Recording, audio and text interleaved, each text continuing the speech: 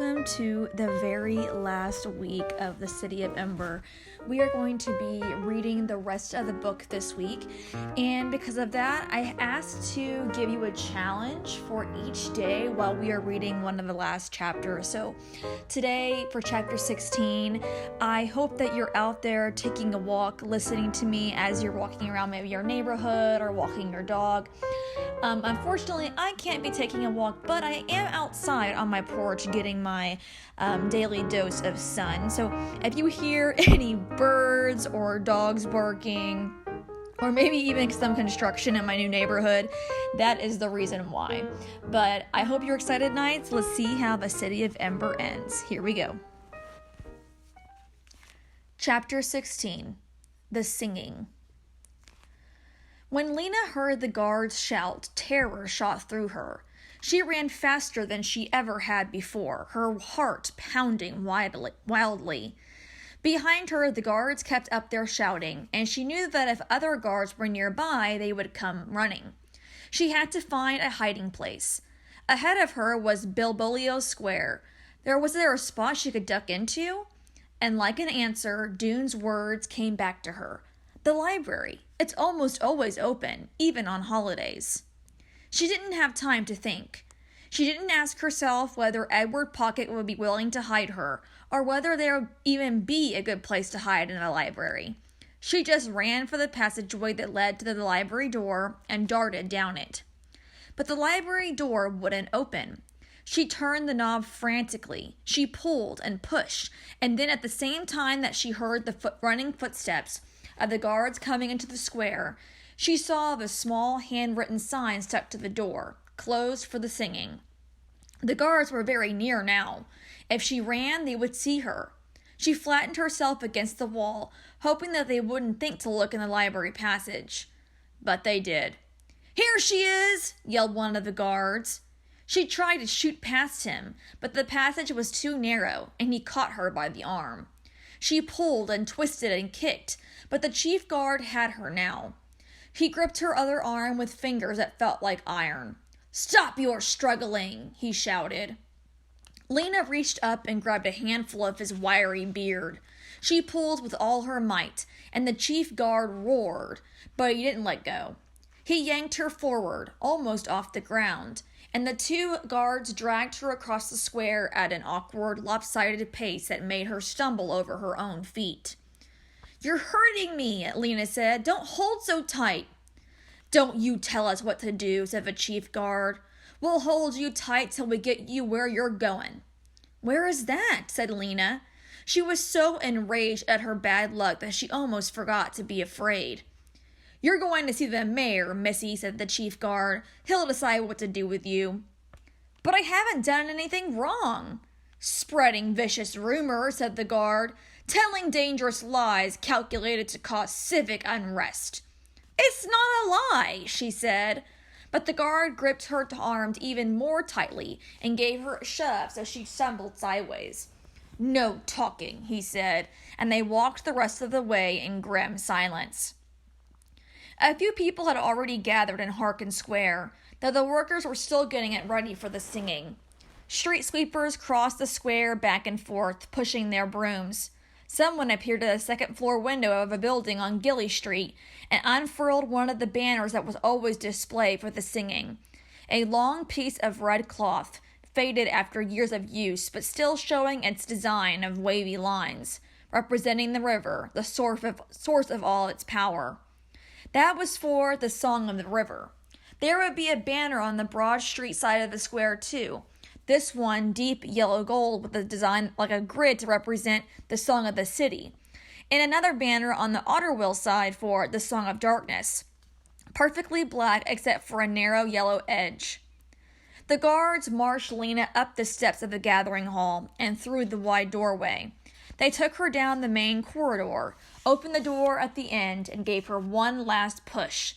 A push that caused her to stagger forward in an undignified way and bump up against the back of a chair. It was the same room she'd been in that other, much happier day, her first day as a messenger. Nothing had changed. The frayed red curtains, the armchairs with the upholstery worn thin, the hideous mud-colored carpet. The portraits on the wall looked down at her sorrowfully. "Sit there," said the chief guard. He pointed at a small, hard-looking chair that faced the large armchair. Lena sat. Next to the chair was the small table she remembered from before, with a china teapot and a tray of china teacups with chips around their edges. The chief guard left the room, to find the mayor, Lena supposed. The other one stood silently with his arms folded across his chest. Nothing happened for a while. Lena tried to think about what she would say to the mayor, but her mind wouldn't work. Then the door to the front hall opened, and the mayor came in. It was the first time Lena had seen him up close since she had delivered Looper's message to him. He seemed even more immense. His baggy face was the color of a mushroom. He wore a black suit that stretched only far enough across his vast belly for one button to connect with its buttonhole. He moved ponderously across the room and settled into the armchair, filling it completely. Next to his chair was a table, and on the table was a brass bell the size of a fist. The mayor gazed for a moment at Lena with eyes that looked like the openings of tunnels, and then he turned to the guard. "Dismissed," he said, waving the back of his hand at him.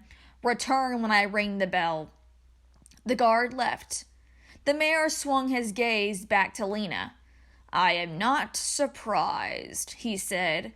He lifted one arm and pointed a finger at Lena's face. "You have been in trouble before, going where you shouldn't." Lena started to speak, but the mayor held up his hand. It was an oddly small hand, with short fingers like ripe pea pods. "Curiosity," said the mayor, "a dangerous quality, unhealthy, especially regrettable in one so young." "I'm 12, said Lena. "Silence," said the mayor. "I am speaking." He wriggled slightly from side to side, wedging himself more firmly into the chair. He'll need to be pried out of it, Lena thought.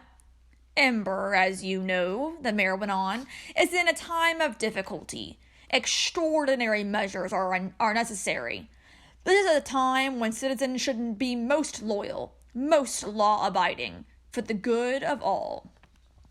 Lena said nothing. She watched how the flesh under the mayor's chin bulged in and out as he spoke, and then she turned her eyes from this unpleasant sight and looked carefully around the room. She was thinking now, calculating, but not about what the mayor was saying. "The duties of a mayor," said the mayor, "are complex, cannot be understood by regular citizens, particularly children.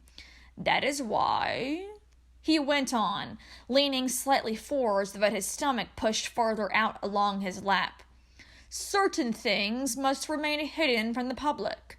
The public would not understand. The public must have faith," said the mayor, once again holding up his hand, this time with a finger pointing to the ceiling. "That is all being done for their benefit, for their own good." "Hogwash," said Lena. The mayor jerked backward. His eyebrows came down over his eyes, making them into dark slits. "What?" he said. "Surely I heard you incorrectly." "I said hogwash," said Lena. "It means—" "Do not presume to tell me what it means," the mayor cried. "Impudence will make things worse for you." He was breathing heavily, and his words came out with spaces between them. "A misguided child, such as yourself, requires a forceful lesson." His short fingers gripped the arms of the chair. "Perhaps," he said, "your curiosity has led you to wonder about the prison room. What could it be like, eh? Dark, cold, uncomfortable?" He made the smile that Lena remembered from assignment day. His lips pulled away from his small teeth, his gray cheeks folded. "You will have a chance to find out. You will become closely acquainted with the prison room. The guards will escort you there. Your accomplice, another known troublemaker, will join you as soon as he is located." The mayor turned to look for the bell. This was the moment when Lena had planned to make a dash for freedom. She thought she had a slim chance to succeed if she moved fast enough, but something happened in that instant that gave her a head start. The lights went out. There was no flicker this time, just sudden, complete darkness. It was fortunate that Lena had already planned her move and knew exactly which way to go. She leapt up, knocking over her chair. With her arm, she made a wide swipe and knocked over the table next to the chair as well. The furniture thumping to the floor, the teapot shattering, and the mayor's enraged shouts made a clamor that covered the sound of her footsteps as she dashed to the stairway door. Was that unlocked? She reached for the knob.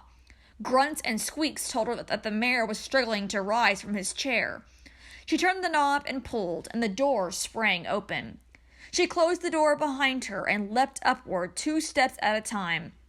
Even in the pitch dark, she could climb stairs. In the room, the bell clanged, and the mayor bellowed.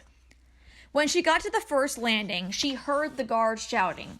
There was a crash. Someone must have fallen over the toppled chair or table. "Where is she?" someone yelled. "Must have run out the door." Did they know which door? She didn't hear footsteps behind her. If she could just make it to the roof, and if from the roof she could jump to the roof of the prison room, and from there to the street, then maybe she could escape. Her lungs were on fire now. Her breath was burning her throat, but she climbed without stopping. And when she came to the top, she burst through the door to the roof and ran out. And that was when the lights came back on. It was as if the blackout had been arranged especially for her. I am so lucky, she thought, so extremely lucky. Ahead of her was the clock tower. She went around to the other side of it. No dancing on the roof this time. A low wall ran along the edge of the building. Lena approached it cautiously and peered out over the swarm of people assembling in Harkin Square. Directly below her was the entrance of the gathering hall, and as she watched, 2 guards dashed out the door and down the steps. Good, they had gone the wrong way. They must think she escaped into the crowd. For the moment, she was safe. The clock in the tower began to chime. 3 great booms rang out. It was time for the singing to begin. Lena gazed down at the people of EMBER, gathered to sing their songs. They stood so close together that she could see only their faces, which were lifted up toward the sky, with the hard, bright lights shining down on them. They were silent, waiting for the song master to appear on the gathering hall steps. There was a strange hush, as if the city were holding its breath. Of the whole EMBER year, Lena thought, this hush before the singing was one of the most exciting moments. She remembered other years when she had stood with her parents, too short to see the song master's signal, too short to see anything but people's backs and legs, and waited for the first note to thunder out.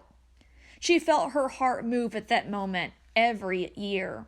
The sound would rise in waves around her like water, almost as if it could lift her off the ground. Now, suddenly the moment came again. From hundreds of voices rose the first notes of the song of the city, deep and strong. She felt as if she had all the years before, a quivering inside, as though a string under her ribs had been plucked, and a rush of joy and sadness mixed together. The deep, rumbling chords of the song filled Harkin Square. Lena felt that she might step off the edge of the building and walk across the air, it seemed so solid with sound. The song of the city was long. There were verses about streets of light and walls of stone, about citizens with sturdy hearts, about stored abundance never ending. Not true, Lena thought. But at last the song of the city wound down to its end. The singers held the final note, which grew softer and softer, and then there was silence again. Lena looked out at the lighted streets spreading away in every direction, the streets she knew so well. She loved her city, worn out and crumbling though it was. She looked up at the clock, 10 minutes after 3. They would be getting ready to leave for the pipeworks. She didn't know whether he'd seen her being captured, If he had, he would be wondering if she'd been locked up into the prison room.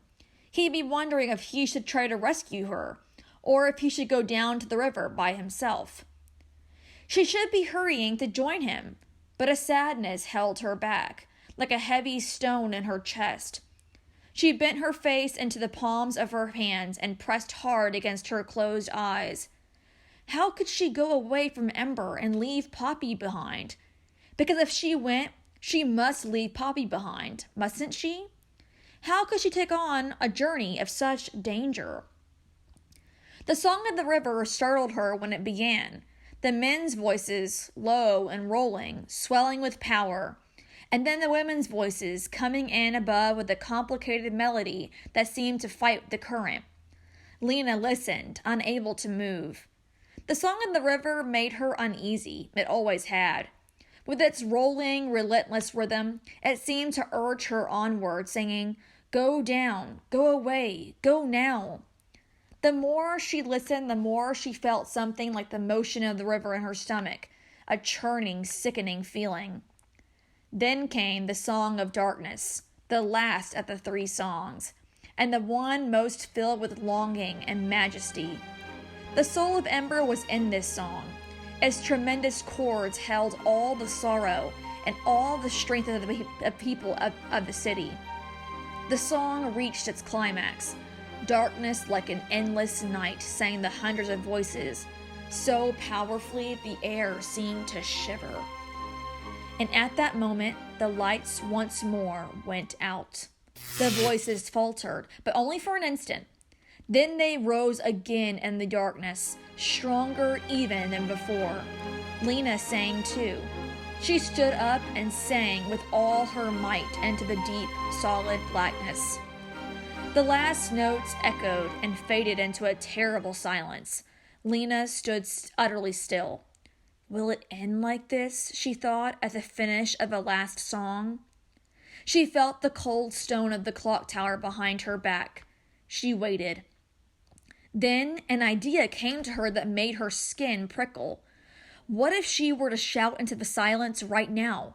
What if she were to say, "Listen, people, we found the way out of Ember. It's the river. We go on the river." She could announce the astonishing news, just as she and Dune had planned to do. And then what would happen? Would the guards rush to the roof and seize her? Would the people in the square think her news was just a child's wishful thinking, or would they listen and be saved? She could feel the words pushing upward in her throat. She wanted so much to say them. She took a deep breath and leaned forward.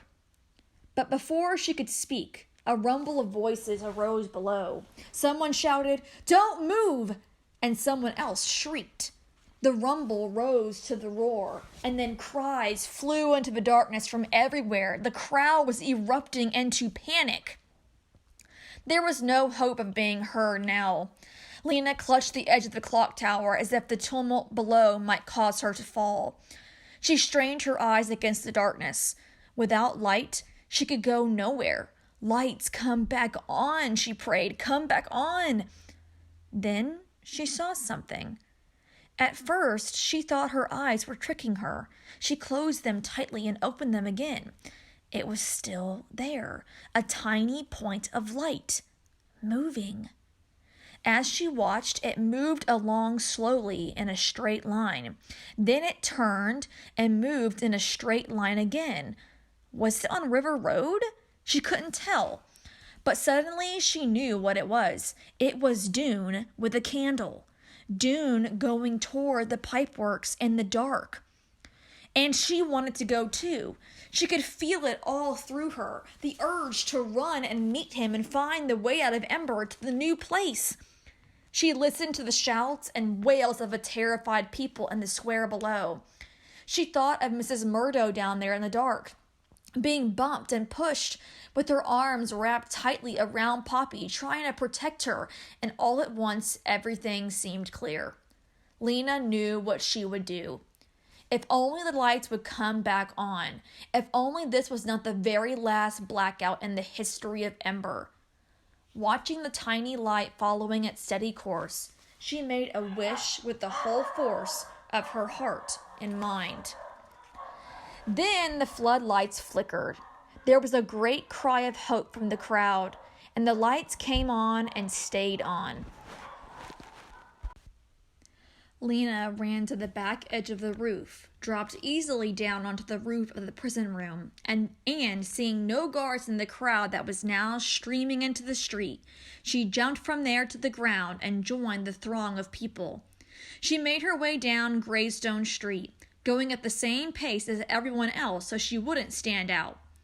When she came to the trash can enclosure behind the gathering hall, she squatted down and hid. Her heart was beating fast, but she felt strong and purposeful now. She had her plan. As soon as she spotted Mrs. Murdo and Poppy on their way home, she'd put it into action. And that's the end of chapter 16. So, I'm sorry if y'all had to listen to my dogs interrupt. They were so excited about the book.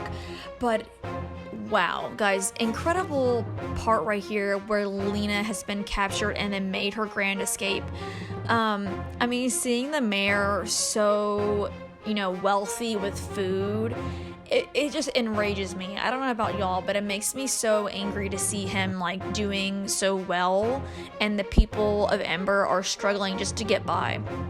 But I'm glad that Lena has finally made her decision to go onto the journey, but it seems like she has this plan and it involves Mrs. Murdo and Poppy. So I'm excited to see what's going to happen next. Another interesting part was I felt a theme building with the 3 songs of Ember. It kind of brought Lena into this really strange, almost journey of missing her city, appreciating the people of her city, and yet knowing that she has to do something to save them from this darkness. I thought it was a beautiful way that the author created this inner hero in Lena that we've been seeing all along. But I hope you enjoyed your walk. I don't know about you. I am going straight on to chapter 17. We'll see what the next challenge is, but until then, Knights, I hope you enjoyed the story, and I'll see you next time.